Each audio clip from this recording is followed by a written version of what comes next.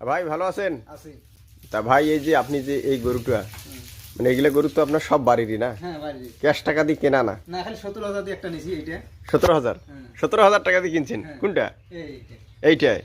এই 17,000 টাকার থেকে এই গরুগুলো না? হ্যাঁ। ও তাইলে তো এখন আপনার কত টাকা হইতে পারে আনুমানিক?